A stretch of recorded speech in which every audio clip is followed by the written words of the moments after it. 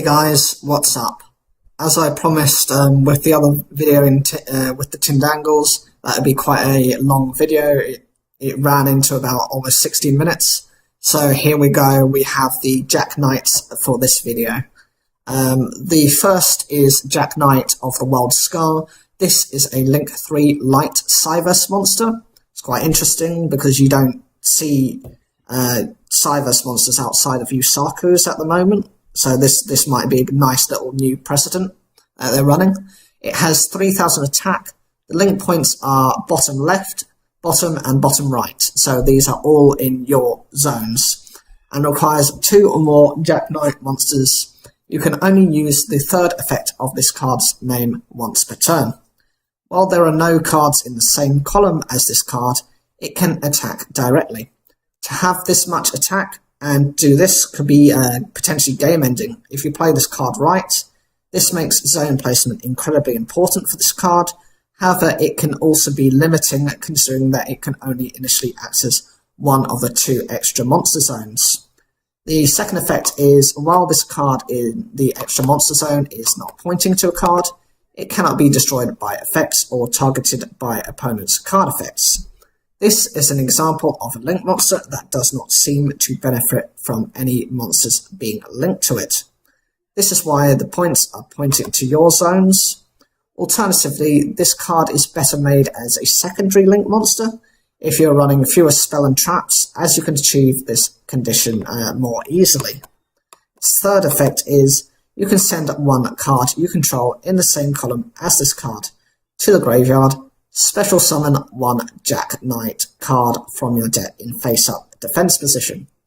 This is useful if you have a weaker monster or back row you want to get rid of, and can help bring out your combos a lot quicker. So now we'll scroll down for the effects of the other cards. As you can see, there are quite a few of them in this, so this might take a while. The next card is Jack Knight of the Blue Sky. I just love the sound of that. It makes it sound very noble.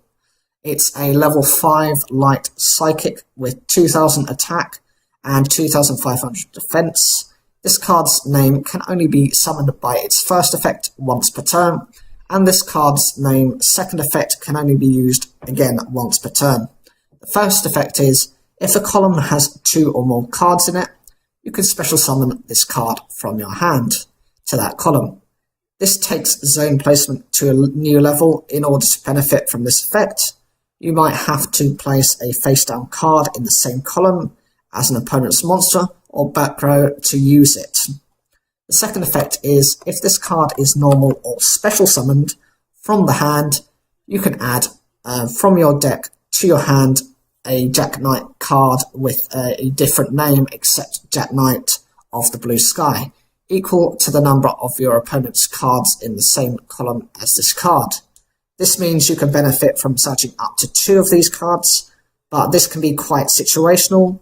It's more than likely you'll just get the one search off, unless your opponent is planning to go all in the next turn. The next card is Jack Knight of the Green Heights.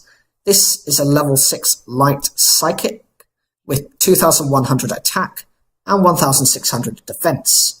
And its effect is, this card's name can only be special summoned by its first effect once per turn.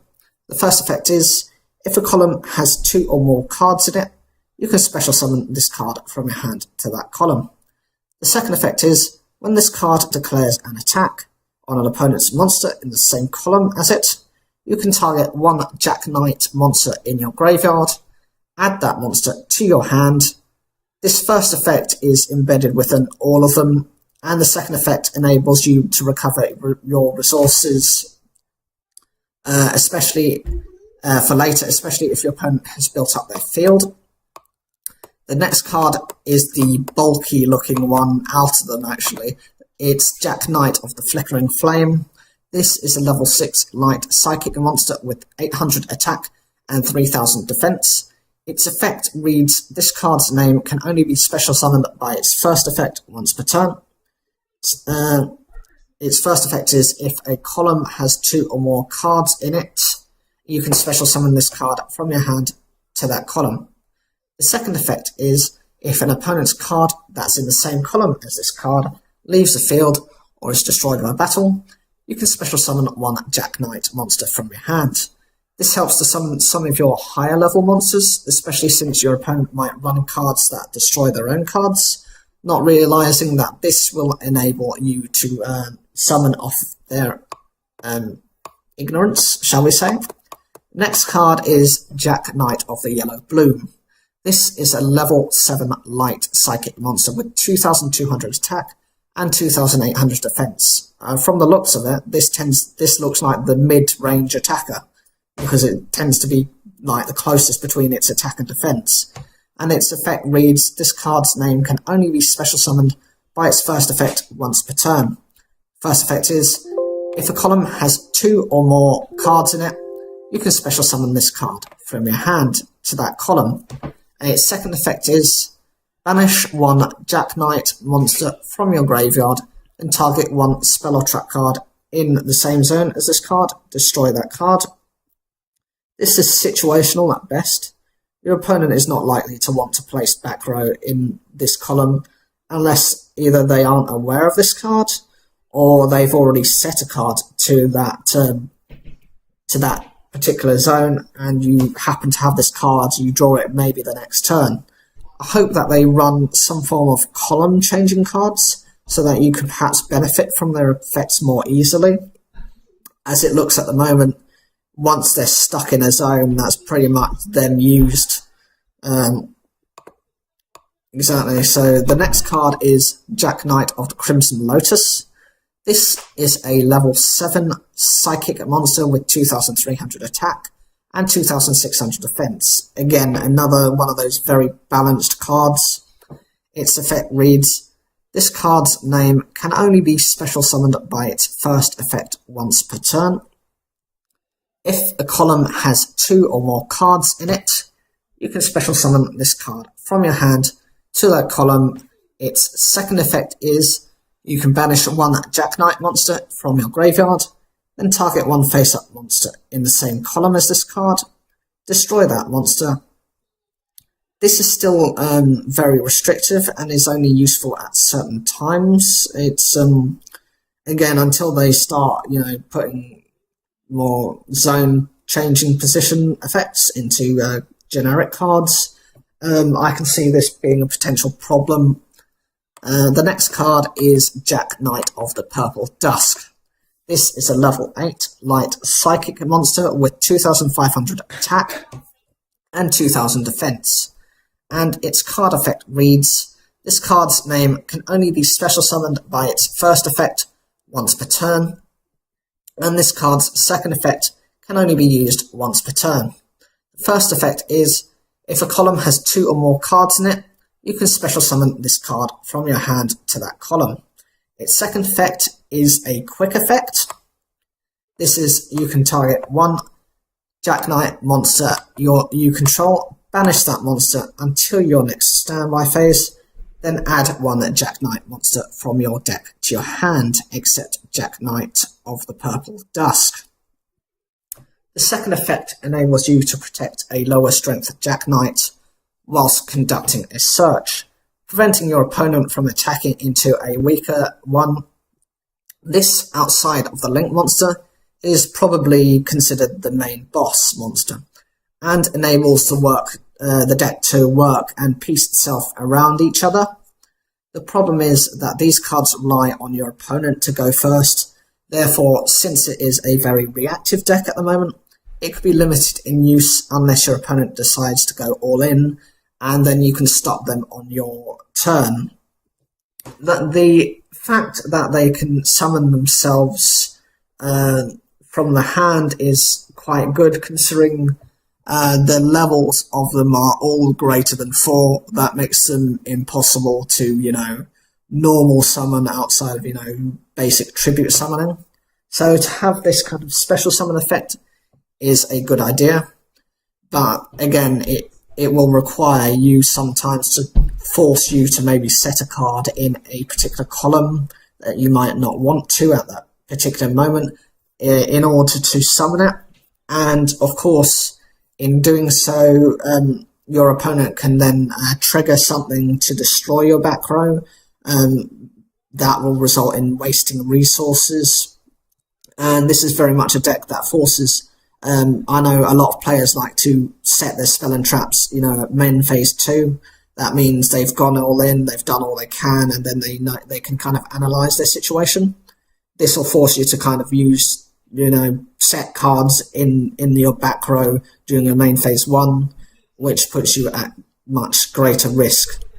The next card is Scars Left by the World Legacy. So here is the first reference to your World Legacy archetype. This is a field spell card with the following effects. It's their field spell. The first effect is Jack Knight monsters gain 300 attack and defense.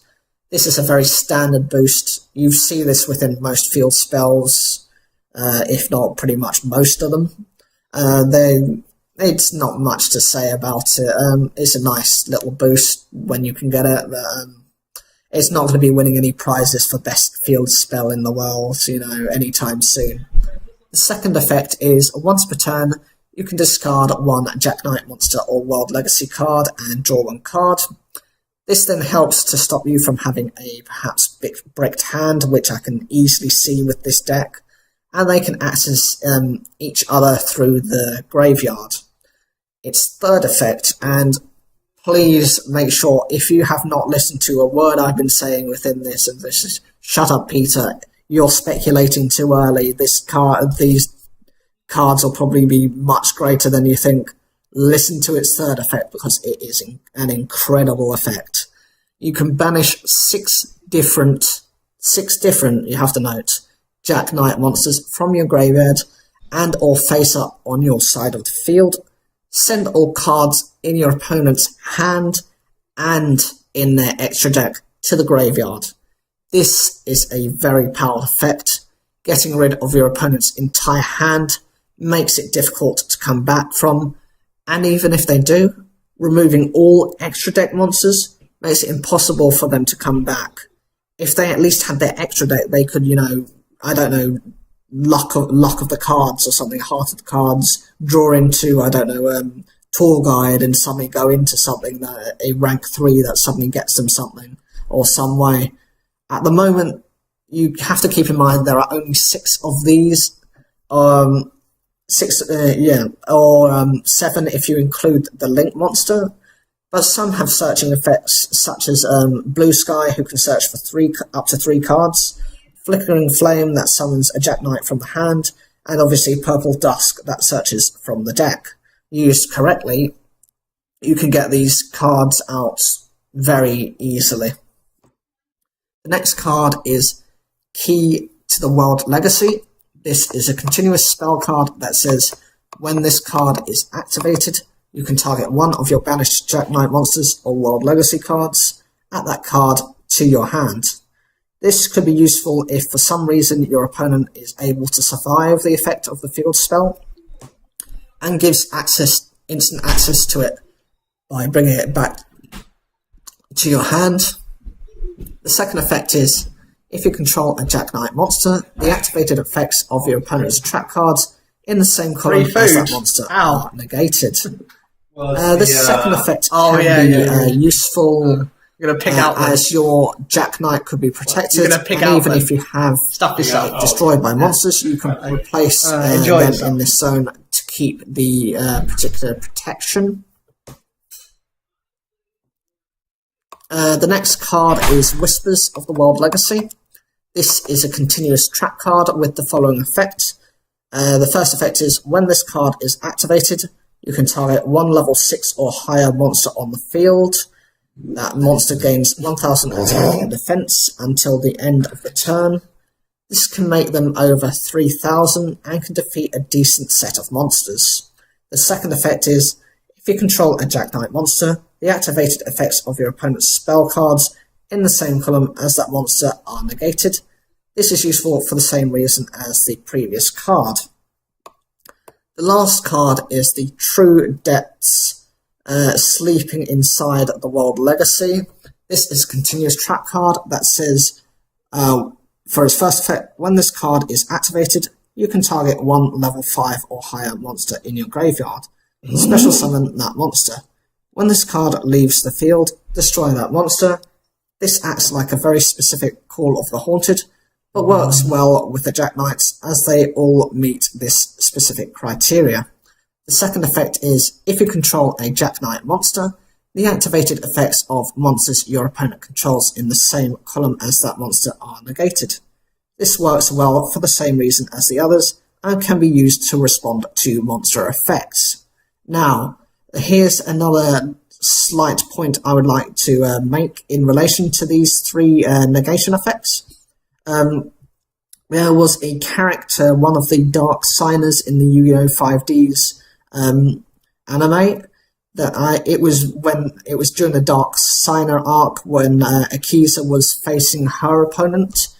She had the the Earthbound Immortal. I think it was it Kokoraya? It was one of them. It was the Gecko one. In her deck, she had a series of 3 cards.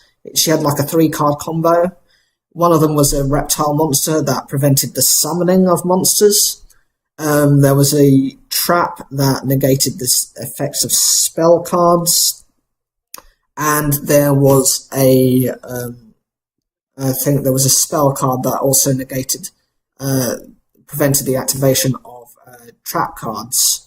Those 3 cards made it so that literally you could not do anything in response to your opponent. With sorrowful memories in play, if either one of us draws a monster card during our draw phase, we'll have to return the card to our deck and then reshuffle the whole thing. Spell combo, Unwavering Truth! First, with Unwavering Truth in play, if either one of us draws a spell card during the draw phase, then it's back to the deck and reshuffle time. So if you were planning on using spells, too full of heartbreak and loss, so I'm activating the Atrocious Days spell card from my hand. Story spell combo prevents us from drawing any new card. Now, this might not necessarily be as good as that, because, it doesn't shut down your opponent's summoning, but what it does is it prevents their effects from activating. In doing so, your opponent, if you can get these 3 effects off quickly in the duel, you can shut them down, you can lock them out of doing much outside of their normal summoning requirements. Doing so will mean you can easily overthrow their monsters, as they'll have no way of boosting them, even considering if they were to go into some sort of Xyz summon, though they won't unless they manage to unless they're pendulum summoning, they won't be able to do any of this. So the only real weakness I can see through these cards are through potential pendulum summonings. All of the monsters are of a stat line which makes them difficult to defeat. So I know this was a long video and a lot of detail was covered, but what do you think of this particular archetype? Which of the 2 archetypes you just saw would you prefer and why, and what do you think they could add to make them better? For me, I prefer the Jack Knights because I like the names and the fact that they can respond to your opponent through their own summonings. So the more they do anything, the more you can do with your monsters as a result, and that field spell wiping out your opponent's entire extra deck is an effect that you don't hear too often. Most of the time, if they can remove an extra deck monster, it is normally a couple of extra deck monsters, not the entire deck. So as always, love to hear what you think. Leave your comments down below. Click the bell for notifications, like the video, subscribe, and thank you for taking the time to watch this.